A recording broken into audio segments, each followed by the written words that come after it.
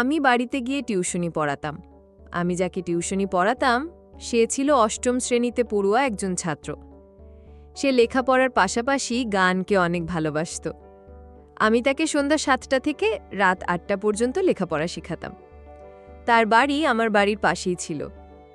একদিন টিউশনি শেষ করে যখন বাড়িতে ফিরতে যাব, ঠিক তখনই শুরু হলো প্রচুর ঝড় বৃষ্টি। কোনোভাবেই বৃষ্টি থামছিল না। রাত বাড়ছিল। আমি ঝড় বৃষ্টি থামার জন্য অপেক্ষা করছিলাম।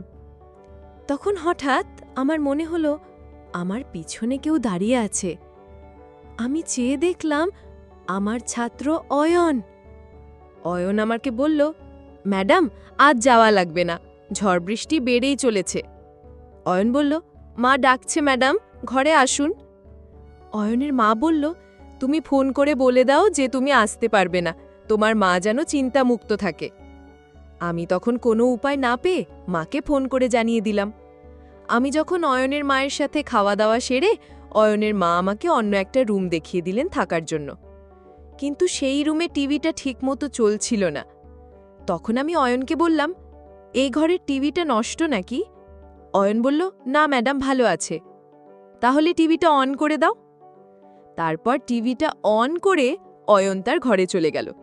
আমিও কিছুক্ষণ টিভি দেখতে দেখতে কখন যে রুমের দরজা খোলা রেখে ঘুমিয়ে গেলাম আমি তা বলতেই পারবো না। আর সেদিনই তো। বন্ধুরা, এবার পুরো ঘটনাটি বলি। আমার নাম সেলিনা। কয়েক মাস আগেই আমার বাবা মারা গেছেন। বর্তমানে আমার সঙ্গে শুধুমাত্র আমার মাই থাকেন। আমার পড়াশোনা শেষ হয়েছে। আমরা একটা মধ্যবিত্ত পরিবারে থাকতাম, কিন্তু বাবার চিকিৎসার জন্য আমাদের অনেক টাকা খরচ হয়ে যায়। তারপরেও তাকে বাঁচানো যায়নি। বাবা মারা যাওয়ার পর আমাদের পরিবারের আর্থিক অবস্থা খুবই খারাপ হয়ে যায়। আমার মা প্রায়শই অসুস্থ থাকতেন এবং এখন তিনি আর আগের মতো লোকের বাড়িতে কাজ করতে পারতেন না। তাই এই পরিবার চালানোর জন্য আমাকেই কিছু একটা করতে হতো। আমি ঠিক বুঝতে পারছিলাম না যে আমি কি করব। পরিবারের অবস্থা দিন দিন খারাপের দিকে যাচ্ছিল।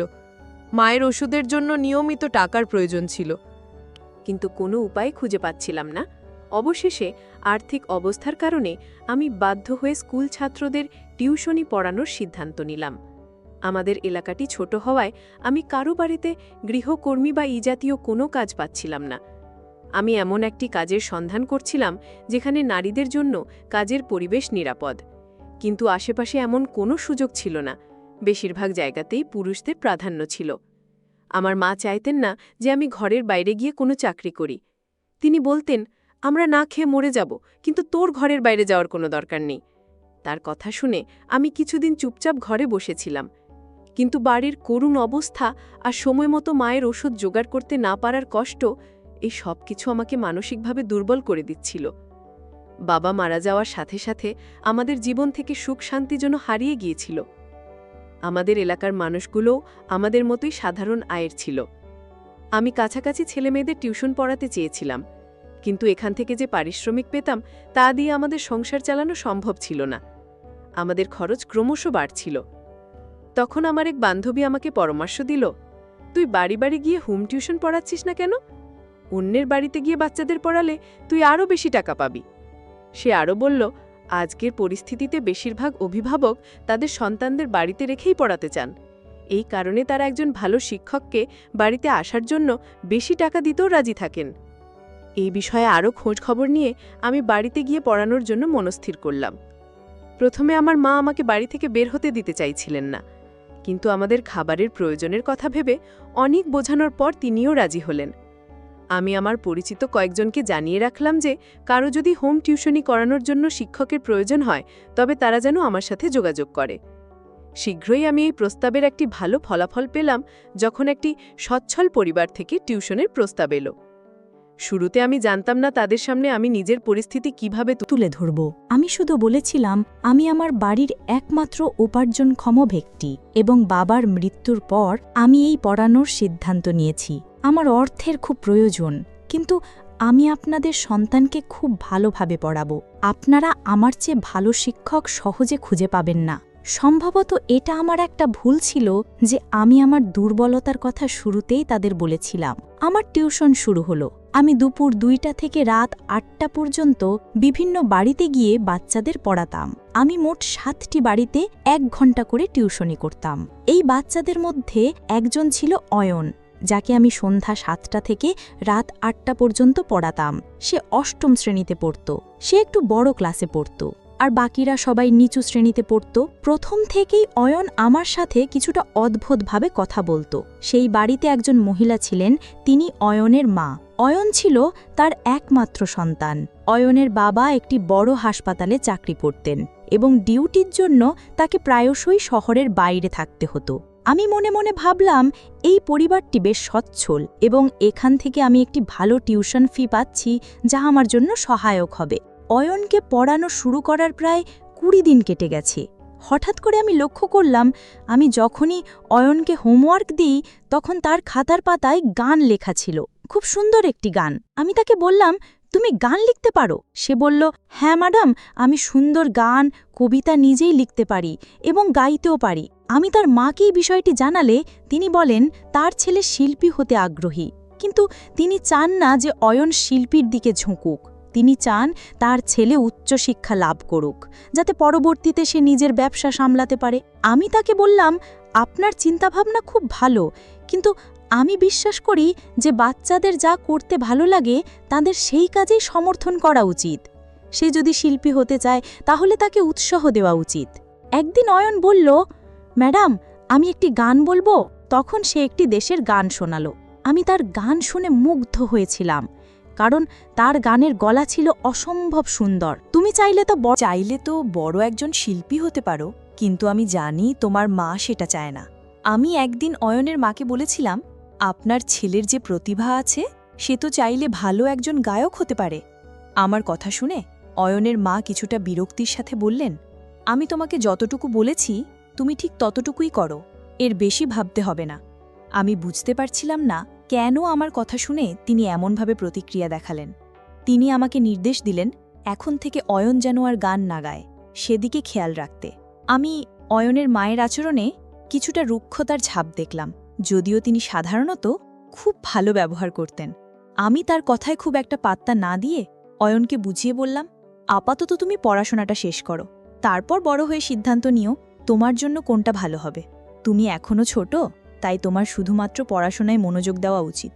অয়ন বেশি কথা বলতো না, হয়তো সে স্বভাবগতভাবেই চুপচাপ থাকতে পছন্দ করত। সেই দিনের পর থেকে আমি তার বই বা খাতায় ওই ধরনের কোনো গান আর দেখিনি। একদিন রবিবার আমি যখন পড়িয়ে বাড়ি যাওয়ার জন্য রওনা হচ্ছি, হঠাৎ মনে হলো পিছন থেকে কেউ আমাকে ডাকল। পিছনে কাকিয়ে দেখি কেউ নেই, কিন্তু কণ্ঠটা আমার কাছে অয়নের বলে মনে হলো। পরের দিন যখন অয়নের বাড়িতে টিউশন পড়াতে গেলাম, তখন অবাক হয়ে দেখলাম যে গত রাত থেকে অয়নের খুব জ্বর।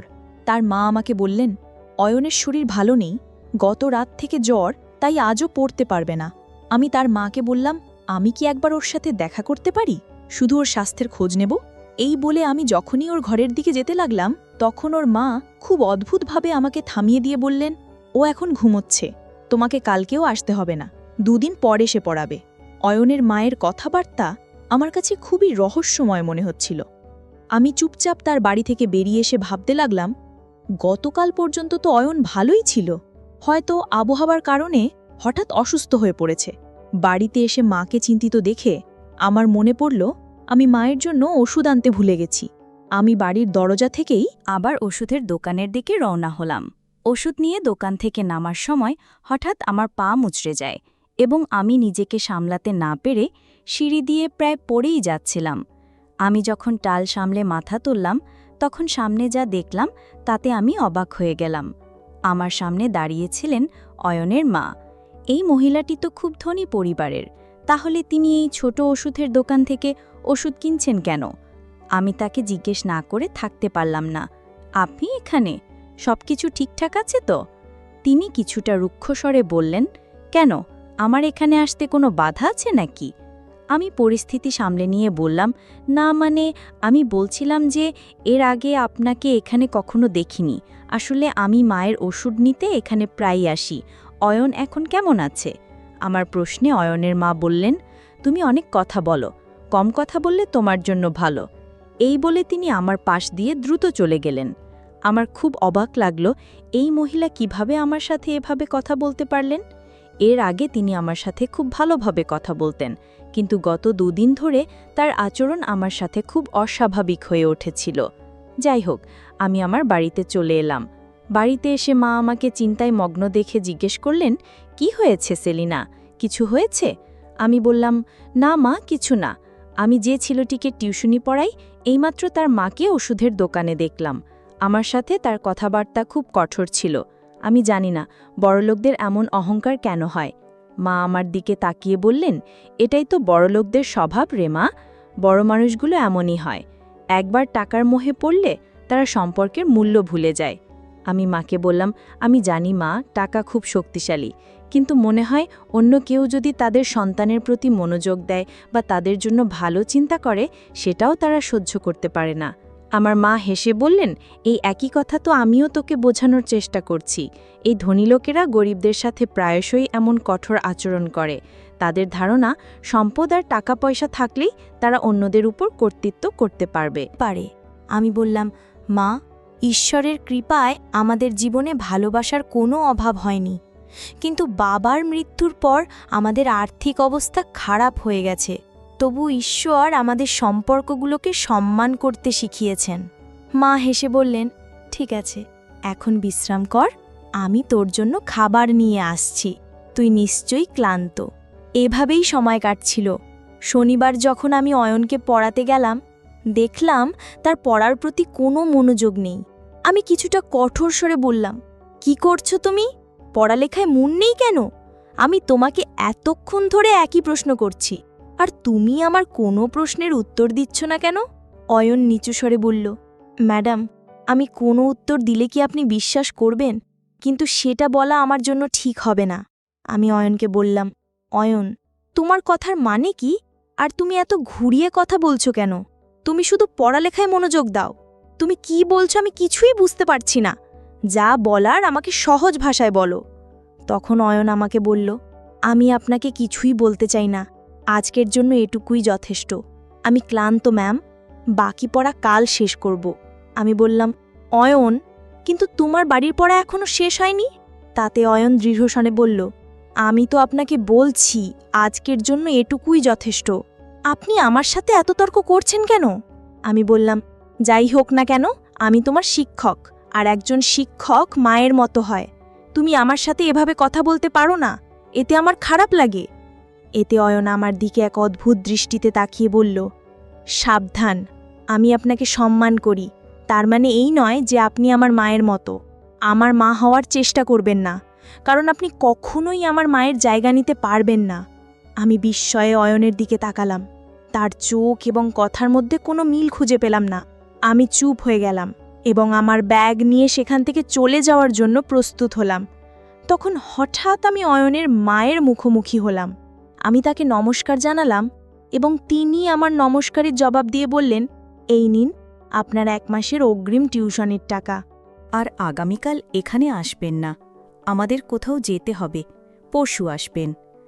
আমি একটু মৃদুস্বরে বললাম, সেটা তো ঠিক আছে, কিন্তু পরশু থেকে আপনার ছেলের পরীক্ষা শুরু হচ্ছে। আমার মনে হয় এই সময়ে তার পড়াশোনা করা দরকার। অয়ন যদি এভাবে ছুটি নিতে থাকে, তাহলে সে পড়ালেখা থেকে পিছিয়ে পড়বে এবং তার পরীক্ষার ফলাফলও ভালো হবে না। আমি যা বললাম তা শুনেই অয়নের মা হঠাৎ রেগে গিয়ে বললেন, আরে মেয়ে, তোমার সমস্যাটা কি? আমার ছেলে তোমার কাছে ডাক্তারি পড়ছে না যে একদিন ছুটি নিলে তার কোনো ক্ষতি হয়ে যাবে। সে এখনও ছোট একটা ক্লাসে পড়ে, এটা তার জন্য বড় কোনো সমস্যা নয়। তোমাকে ওর লেখাপড়া নিয়ে এত গভীরভাবে চিন্তা করার দরকার নেই। অয়নের মায়ের কথা শুনে আমি লজ্জিত হলাম। এই মহিলা এত কঠোরভাবে কথা বলেন? অয়নের মা আমাকে সেখানে দাঁড় করিয়ে রেখে ভিতরে চলে গেলেন। সারাটা পথ আমি ভাবতে ভাবতে এলাম যে ভবিষ্যতে আমি ধনী ব্যক্তিদের কোনো বিষয়ে পরামর্শ দিতে যাব না। অয়ন যদি পরীক্ষায় খারাপ ফল করে তাতে আমার কি? কিন্তু আমার আফসোস হচ্ছিল যে অয়ন খুব বুদ্ধিমান একটি ছেলে এবং তার দিকে একটু মনোযোগ দিলেই সে অনেক ভালো করতে পারত। যখন আমি সামনে হাঁটতে লাগলাম, হঠাৎ আবার মনে হলো কেউ আমাকে ডাকছে। রিকশায় বসতে যাব এমন সময় আবার মনে হলো কেউ ডাকল। এই ডাকে আমার মনের ভেতরটা কেঁপে উঠল। আমি রিকশা থামিয়ে এদিক ওদিক তাকালাম, কিন্তু কাউকে দেখতে পেলাম না। কেন জানি না, বারবার মনে হচ্ছিল কেউ আমাকে অনুসরণ করছে, এবং এই ঘটনাটা তখনই ঘটত যখন আমি অয়নের বাড়ি থেকে বেরোতাম। হয়তো আমার মা বাড়িতে আমার জন্য অপেক্ষা করছিলেন এবং রাত হয়ে যাওয়ায় আমার এমনটা মনে হচ্ছিল, কিন্তু আমার মন শান্ত হচ্ছিল না। এভাবেই আমার জীবন চলছিল। হঠাৎ আমার জীবনে এমন একটা ঝড় এলো যা আমি কখনো কল্পনাও করিনি। পরের দিন যখন আমি অয়নের বাড়িতে গেলাম, সেখানে একজনকে বসে থাকতে দেখে আমি কিছুটা থমকে গেলাম। লোকটি আমার দিকে খুব অদ্ভুতভাবে তাকাচ্ছিল। আমি আগে তাকে কখনো দেখিনি। আমাকে চিন্তিত দেখে অয়ন আমাকে বলল, ম্যাডাম, ইনি আমার বাবা। তিনি বেশিরভাগ সময় হাসপাতালের জন্য অন্য শহরে থাকেন। এই কথা শুনে আমি কিছুটা স্বস্তি পেলাম। আমি অয়নকে পড়াচ্ছিলাম, এমন সময় হঠাৎ ওই লোকটি ঘরে প্রবেশ করে আমাকে বললেন, হ্যালো, আমার ছেলে আপনার কথা ঠিকঠাক শোনে তো? আমি ওর প্রগ্রেস রিপোর্ট দেখেছি, ওর নম্বর বেশ ভালো। আপনি সত্যিই আমার সন্তানকে খুব ভালোভাবে পড়াচ্ছেন। আপনাকে ফি দিয়ে আমাদের অর্থ সঠিক কাজেই ব্যয় হচ্ছে। লোকটির কথার জবাবে আমি বললাম, হ্যাঁ, আপনি ঠিক বলেছেন, আমি আমার দায়িত্ব পালন করার জন্যই পারিশ্রমিক কিছুক্ষণের মধ্যে অয়নের মা ঘরের ভিতরে এলেন। যাই হোক, পরের দিন আমি অয়নকে তাদের বাড়িতে পড়াতে গেলাম। তারপর যখন আমি ফিরব, ঠিক তখনই প্রচুর ঝড় বৃষ্টি শুরু হতে লাগলো। বাইরে প্রচুর বৃষ্টি হচ্ছে। আমি কোনোভাবেই বাড়িতে যেতে পারছিলাম না। আমি অপেক্ষা করছিলাম কখন বৃষ্টি থামবে, কিন্তু কোনোভাবেই বৃষ্টি থামছে না। তারপর হঠাৎ আমি পেছন দিকে তাকিয়ে দেখলাম অয়ন দাঁড়িয়ে আছে। অয়ন বলল, ম্যাডাম, আজ মনে হয় বৃষ্টি থামবে না, প্রচুর ঝড় বৃষ্টি হচ্ছে, আকাশের অবস্থা ভালো না। বন্ধুরা, গল্পের পরবর্তী অংশ আগামীকাল আপলোড দেয়া হবে, আর সেই সঙ্গে আমার চ্যানেলটিকে সাবস্ক্রাইব করে পাশে থাকবেন। সেই পর্যন্ত সবাই ভালো থাকবেন। ধন্যবাদ।